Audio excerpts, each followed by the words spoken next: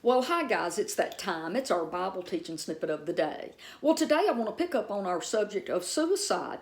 I've said some startling things along my way in some of my teachings, not just on the unpardonable sin / suicide teachings.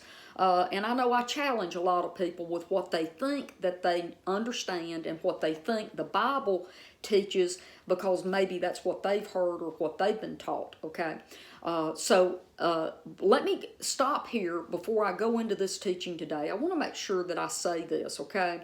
Suicide should never be a permanent decision that you make to deal with a temporary problem, okay?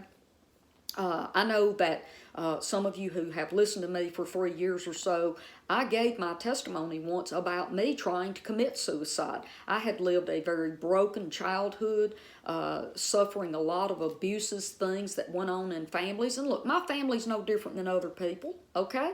But it was all, I just did not want to live anymore. I was so miserable. And I remember saying this at the age of 17. If this is all life has for me, and it's not going to get any better, and it just isn't going to change, I don't want to do this anymore. And I went out and bought some hard liquor like vodka or gin or something like that, because I had read that if you drank enough straight alcohol, it would cause you to have alcohol poisoning and you would never wake up. And that was my attempt. Thanks be to God, that did not work out. Not because I would be fearful of being in hell. No, I wouldn't have lived such a wonderful life. Things do turn around. We should never choose suicide as a permanent solution to something that will most likely change, right? I know that my life turned around, my attitude, a lot of the things that I believed about myself, things that people put in my head about me, all of that changed. I ended up marrying a wonderful, wonderful man. I'm like a mother to my younger brother, and his son is like a grandbaby to me. I get to minister to people. Guys, I've laid hands on over 2,000 people, seen everything that you can imagine healed. I've witnessed 5 people raised from the dead through the power of God flowing through and out of me, with me believing and speaking His words of life. I have absolutely lived a wonderful, wonderful life. And at 17, I was ready to end it all. Do we not clearly see that that's the works of the enemy? Is to mislead us to believe that we should give up? No, we should never give up. And maybe I should say it like this, especially believers. Oh my goodness, you know, the Bible says that God will work all things together for the good of those who love Him. So let me step into this teaching today, okay? In my teachings, I said that the Bible records 7 different people taking their own lives. And in none of these 7 accounts, separate accounts, do any of them say that the person went to hell and has never been forgiven or never will be forgiven, and they will be tormented forever and ever because of their decision. Now, the one place that I believe that if it was ever going to be written in the Bible, it would have been in Matthew 27, in the account where Judas commits suicide. He kills him. He hangs himself through his guilt and regret for betraying Jesus. So let's start there. That's my first example, and this is Matthew 27:5. It says, "And throwing down the pieces of silver into the temple, Judas departed, and he went and hanged himself." Did you know it says nothing about Judas going to hell? Okay, the next thing that I want to do is talk to you about, his name is Abimelech, and he asked his armor bearer to kill him, because he did not want to be humiliated in his death, and people know that he was killed by a woman. Watch this. It says in Judges 9, verse 54, "And he called quickly to the young man, his armor bearer, and said to him, 'Draw your sword and kill me, lest they say of me, a woman killed him.' And his young man thrust through, and he died." So his armor bearer killed him so that the word wouldn't get out about him that his life was taken by women. Here's Samson. We all know about Samson, right? Samson was tricked by Delilah, and she cut his hair off, and they was able to bind him, okay? And when his hair grew back, he wanted to destroy the Philistines because they had been bullying him. They gouged his eyes out and spit on him, and all this time they bullied him. Let me read this. This is Judges 16:30. And Samson said, "Let me die with the Philistines." Then he bowed with his strength, and the house fell upon the lords and upon all the people who were in it. So the dead whom he killed at his death were more than all those he had killed during his lifetime. Now look, Samson killed a lot of different Philistines and enemies, but he killed more that day through pulling the pillars down and this platform roof down on top of all these people, and it took their lives. The next one that I want to talk about is King Saul. He was scared that he was going to be kidnapped and brutally tormented, his skin ripped off and tortured and stuff. So he asked his armor bearer here to kill him as well. And this is found in 1 Samuel 31, 1 through 4. I'm not going to read it. I'm just going to tell you about it real quick. Saul asked his armor bearer to kill him, and the armor bearer did not do it, I don't believe. It says, yeah, but his armor bearer would not. So I'm correct. He did not do that. So Saul kills himself. And then the armor bearer decides, okay, I'm going to kill myself too. Now, the Bible doesn't specifically say that the armor bearer killed himself out of guilt of not following the orders of King Saul, or if it was out of fear of being kidnapped by the Philistines as well, because they were pretty mean people. But either way, we got two people right there in that one instance that commits taking their own lives, okay? Now, here is a name that I cannot pronounce. It's Ahimathal or something like that. It's King David's counselor, okay? And here I'm going to read it. It says, "And when he saw that his counsel was not followed, he saddled his donkey and went off to home into his own city, and he set his house in order and hanged himself. And he died and was buried in the tomb of his father." Now, I want to go and say this one more time. Right here, even the King James translators couldn't fit in the word hell here. A lot of times when they would talk about the grave, when it talked about Jacob wanting to go down into the grave to grieve because he was so upset over his son dying, and they might change that word, I will go down into the grave, into I will go down into hell.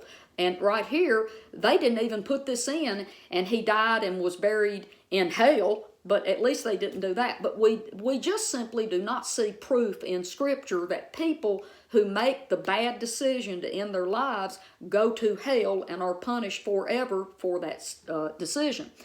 Here's another one, and this is in 1 Kings 16:18.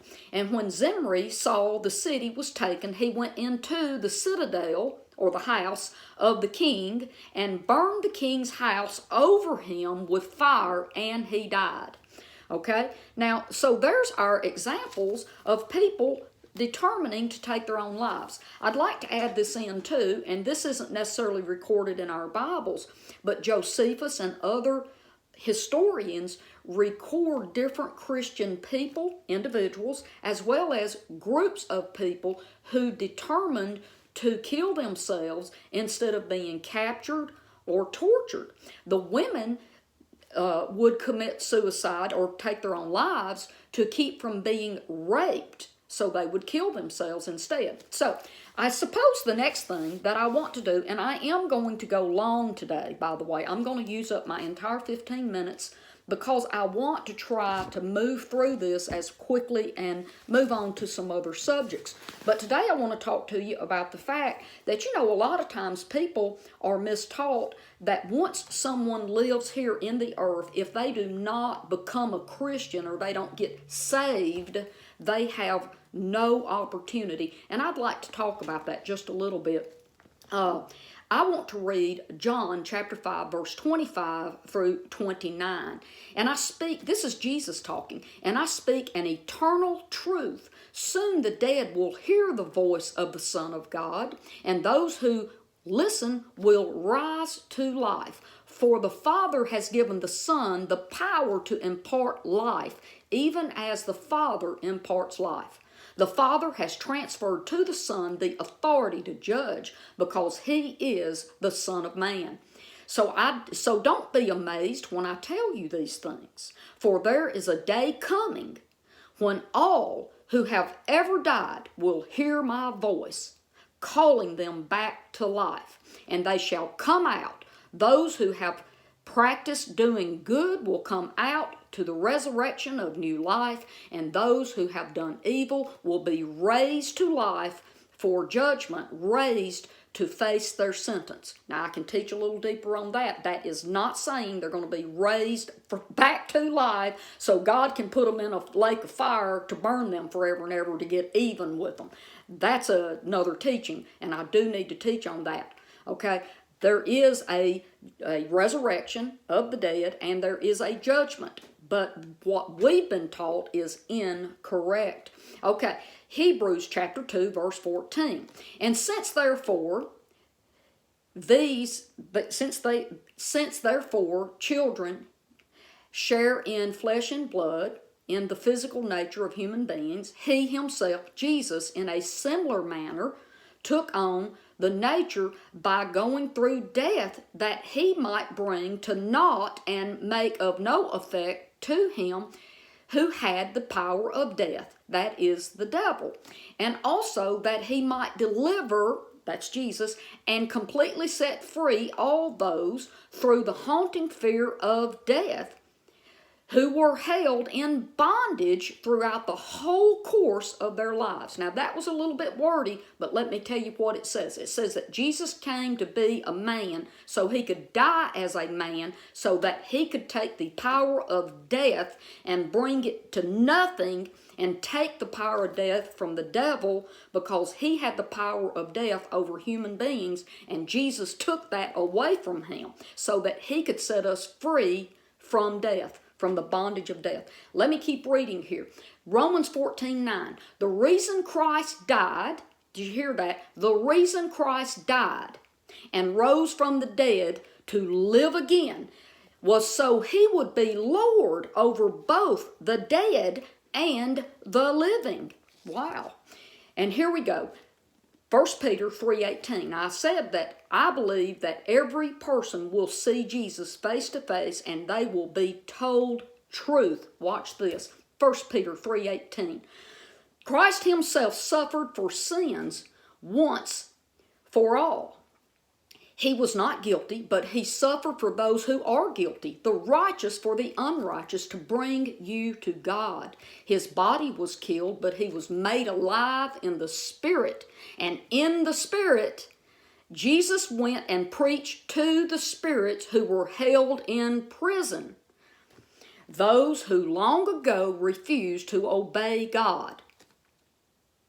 Okay, I'm going to keep going. I want to go down to 1 Peter 4:6 now. Here we go. For this reason, the good news, the gospel, was preached to those who are now dead. Did you hear that? The gospel was preached to those who are now dead. Even they were judged like all people. The good news was preached to them so they could live in the Spirit as God lives. Wow. We didn't know that was in our Bibles, did we? Okay, my last one, I think. Yes, this is Revelation chapter 1, verse 18 or 19. I don't have it marked. Here we go. It's verse 17 and 18. Here we go.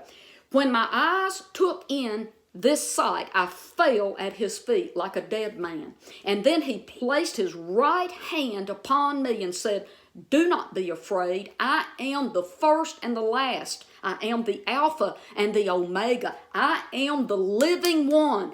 I am he who was dead, and now you see me alive for timeless ages. I hold in my hand the keys of death and the grave. Guys, Jesus took the keys to death away from the devil so that he can make his creation alive again. And he will do it here in this lifetime or after this lifetime. But he is going to minister to every person who has ever lived. I love you, and I'll see you here tomorrow. Bye-bye.